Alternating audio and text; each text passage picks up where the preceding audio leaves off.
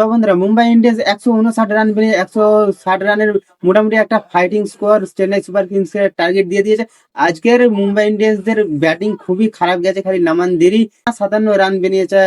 তাই তো আজকে মুম্বাই ইন্ডিয়ান্স এর ব্যাটিং এতটাই খারাপ হয়েছে, আমি খালি আজকে রোহিত শর্মার মুখের দিকে দেখছিলাম, সে তার মুখটা ভাই এমন হয়েছিল, খুবই দেখে খারাপ লাগছিল। তার এতদিনের বানানো ঘর এত তাড়াতাড়ি কোলাপস হয়ে যাচ্ছে, এত তাড়াতাড়ি এত স্বপ্নের ঘরটা ভেঙে যাচ্ছে। রোহিত শর্মাকে দেখে তো খুবই দেখে খারাপই লাগছে।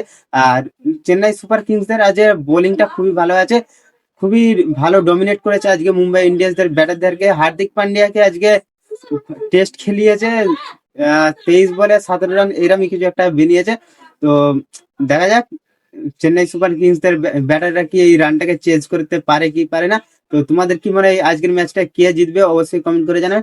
আজকের ম্যাচটা আমার যতটা মনে হয় চেন্নাই সুপার কিংসই জিতবে। মুম্বাই ইন্ডিয়ান্স যদি আজকের ম্যাচটা হেরে যায়, তো মুম্বাই ইন্ডিয়ান্স প্রথম টিম হবে যে এই টুর্নামেন্ট থেকে প্রথম বেরিয়ে যাবে।